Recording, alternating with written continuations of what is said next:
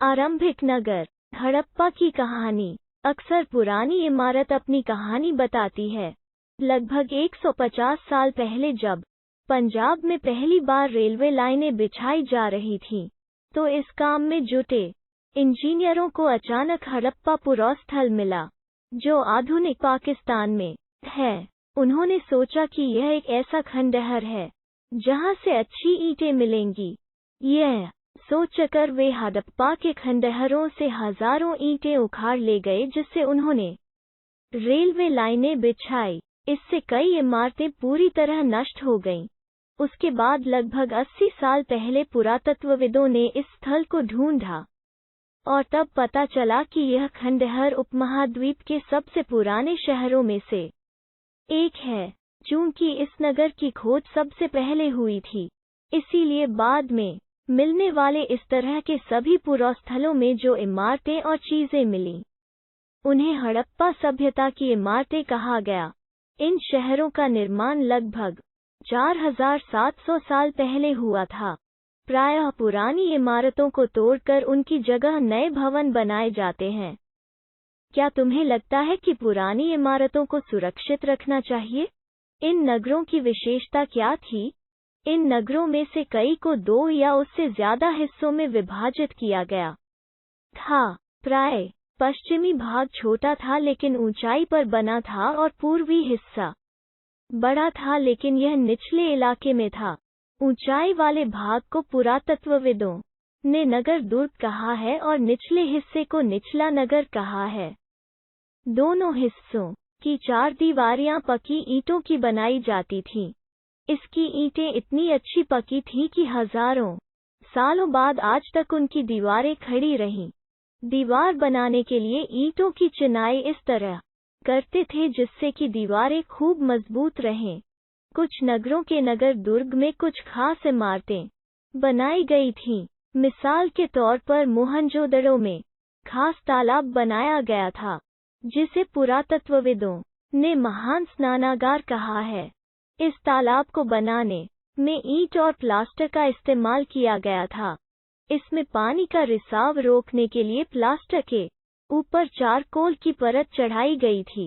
इस सरोवर में 2 तरफ से उतरने के लिए सीढ़ियां बनाई गई थीं और चारों ओर कमरे बनाए गए थे।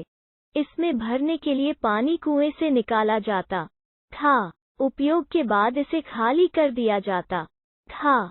शायद यहाँ विशिष्ट नागरिक विशेष अवसरों पर स्नान किया करते थे। कालीबंगा और लोथल जैसे अन्य नगरों में अग्निकुंड मिले हैं, जहाँ संभवतः यज्ञ किए जाते होंगे। हड़प्पा, मोहनजोदड़ो और लोथल जैसे कुछ नगरों में बड़े बड़े भंडार गृह मिले हैं। भवन, नाले और सड़कें। हड़प्पा के नगरों में इन नगरों के घर आमतौर पर 1 या 2 मंजिलें होते थे। घर के आंगन के ईंटों की चिनाई चारों ओर कमरे बनाए जाते थे।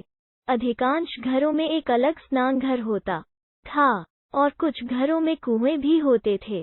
कई नगरों में ढके हुए नाले थे। इन्हें सावधानी से सीधी लाइन में बनाया जाता था। हर नाली में हल्की ढलान होती थी ताकि पानी आसानी से बह सके। अक्सर घरों की नालियों को सड़कों की नालियों से जोड़ दिया जाता था, जो बाद में बड़े नालों में मिल जाती थीं। नालों के ढके होने के कारण इनमें जगह जगह पर मेनहोल बनाए गए थे, जिनके जरिए इनकी देखभाल और सफाई की जा सके। घर, नाले और सड़कों का निर्माण योजनाबद्ध तरीके से एक साथ ही किया जाता था। यहाँ पर वर्णित घरों और पिछले अध्याय में वर्णित घरों में तुम्हें क्या अंतर दिखाई देता है? कोई 2 अंतर बताओ। नगरीय जीवन। हड़प्पा के नगरों में बड़ी हलचल रहा करती होगी। यहाँ पर ऐसे लोग रहते होंगे जो नगर की खास इमारतें बनाने की योजना में जुटे रहते थे। ये संभवतः यहाँ के शासक थे। यह भी संभव है कि ये शासक लोगों को भेजकर दूर दूर से धातु, बहुमूल्य पत्थर और अन्य उपयोगी चीजें मंगवाते थे। शायद शासक लोग खूबसूरत मंकों तथा सोने चांदी से बने आभूषणों जैसी कीमती चीजों को अपने पास रखते होंगे। इन नगरों में लिपिक भी होते थे, जो मुहरों पर तो लिखते ही थे और शायद अन्य चीजों पर भी लिखते होंगे जो बच नहीं पाई हैं। इसके अलावा नगरों में शिल्पकार स्त्री पुरुष भी रहते थे जो अपने घरों या किसी उद्योग स्थल पर तरह तरह की चीजें बनाते होंगे। लोग लंबी यात्राएं भी करते थे और वहां से उपयोगी वस्तुएं लाते थे और साथ ही लाते थे सुदूर देशों की किस्से कहानियां। मिट्टी से बने कई खिलौने भी मिले हैं जिनसे बच्चे खेलते होंगे। नगर में रहने वाले लोगों की एक सूची बनाओ। क्या इनमें से कुछ ऐसे लोग हैं जो मेहरगढ़ जैसे गांवों में रहते थे? नगर और नए शिल्प। आओ अब कुछ ऐसी चीजों के बारे में अध्ययन करें जो हड़प्पा के नगरों से प्राप्त हुई हैं।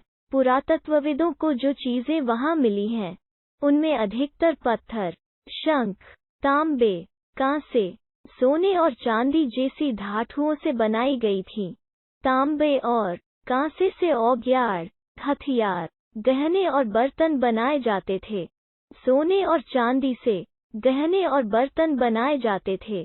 यहाँ मिली सबसे आकर्षक वस्तुओं में मंके, बाट और फलक हैं। हड़प्पा सभ्यता के लोग पत्थर की मुहरें बनाते थे। इन आयताकार पृष्ठ 27 मुहरों पर सामान्यतः जानवरों के चित्र मिलते हैं। हड़प्पा सभ्यता के लोग काले रंग से डिजाइन किए हुए खूबसूरत लाल मिट्टी के बर्तन बनाते थे। देखो पृष्ठ 6।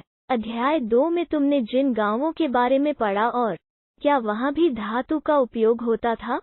क्या वे पत्थर के बाट बनाते थे? संभवतः 7000 साल पहले मेहरगढ़ में कपास की खेती होती थी। मोहनजोदड़ो से कपड़े के टुकड़ों के अवशेष चांदी के एक फूलदान के तथा कुछ अन्य तांबे की वस्तुओं से चिपके हुए मिले हैं। पकी मिट्टी तथा फेस से बनी तकलियां सूत कताई का संकेत देती हैं। इनमें से अधिकांश वस्तुओं का निर्माण विशेषज्ञों ने किया था। विशेषज्ञ उसे कहते हैं जो किसी खास चीज को बनाने के लिए खास प्रशिक्षण लेता है, जैसे पत्थर तराशना, मंके चमकाना या फिर मुहरों पर पच्चीकारी करना आदि। पृष्ठ 28 पर चित्र देखो कि मूर्ति का चेहरा कितने आकर्षक ढंग से बनाया गया और उसकी दाढ़ी कितनी अच्छी तरह दर्शाई गई है। यह किसी विशेषज्ञ मूर्तिकार का ही काम हो सकता है। हर व्यक्ति विशेषज्ञ नहीं हो सकता था। हमें यह पता नहीं है कि क्या सिर्फ पुरुष ही ऐसे कामों में प्रशिक्षण हासिल करते थे या फिर केवल महिलाएं ही। कुछ महिलाएं और पुरुष दोनों ही इस काम में दक्ष थे। कच्चे माल की खोज में। कच्चा माल उन पदार्थों को कहते हैं जो या तो प्राकृतिक रूप से मिलते हैं या फिर किसान या पशुपालक उनका उत्पादन करते हैं, जैसे लकड़ी या धातुओं के अयस्क प्राकृतिक रूप से उपलब्ध कच्चे माल हैं। इनसे फिर कई तरह की चीजें बनाई जाती हैं।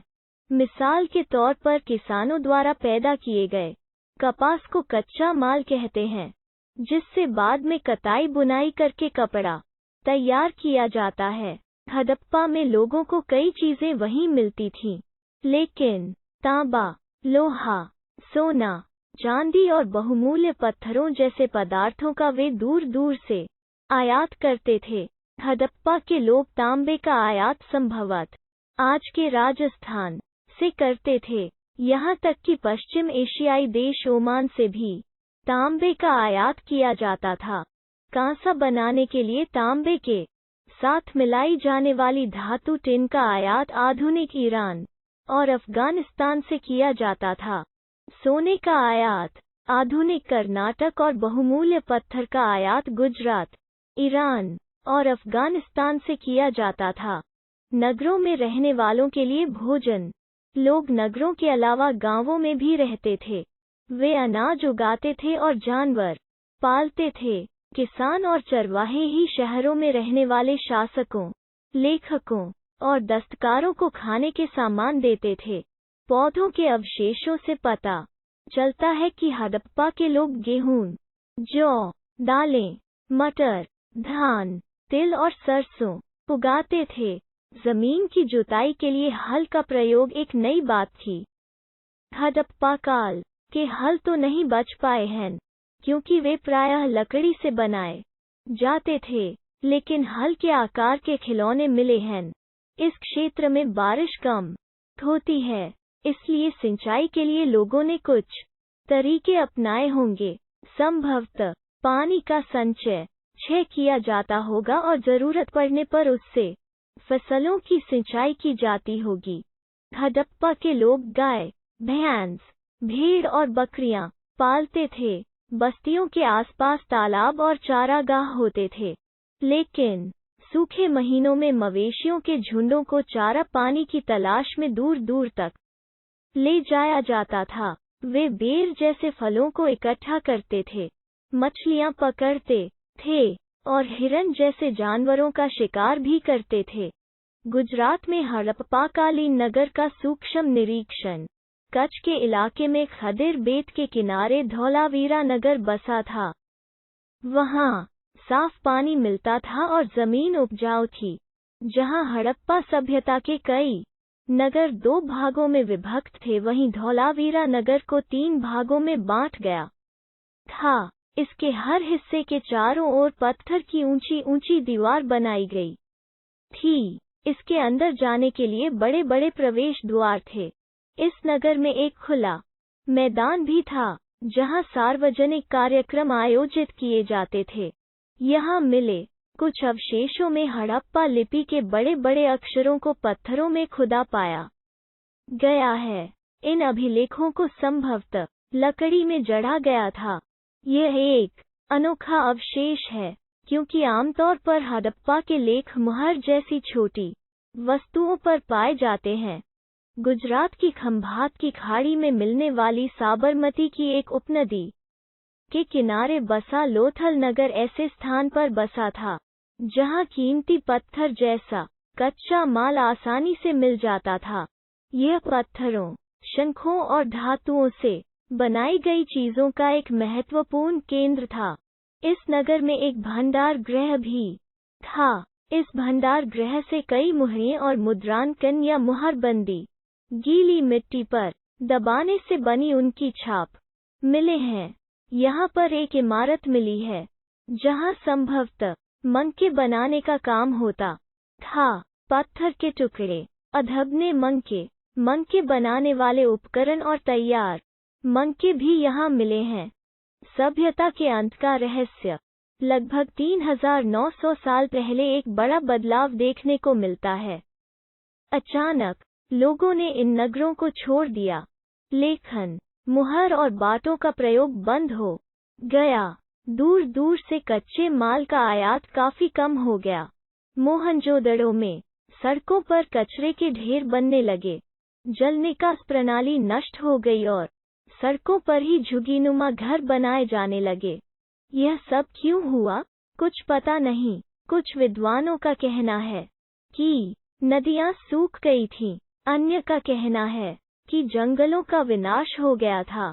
इसका कारण ये हो सकता है कि ईंटें पकाने के लिए ईंधन की जरूरत पड़ती थी। इसके अलावा मवेशियों के बड़े बड़े झुंडों से चारागाह और घास वाले मैदान समाप्त हो गए होंगे। कुछ इलाकों में बाढ़ आ गई, लेकिन इन कारणों से यह स्पष्ट नहीं हो पाता है कि सभी नगरों का अंत कैसे हो गया, क्योंकि बाढ़ और नदियों के सूखने का असर कुछ ही इलाकों में हुआ होगा। ऐसा लगता है कि शासकों का नियंत्रण समाप्त हो गया। जो भी हुआ हो, परिवर्तन का असर बिल्कुल साफ दिखाई देता है। आधुनिक पाकिस्तान के सिंध और पंजाब की बस्तियां गई थीं।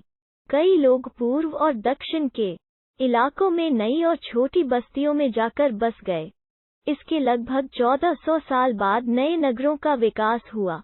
इनके बारे में तुम अध्याय 5 और 8 में पढ़ोगे।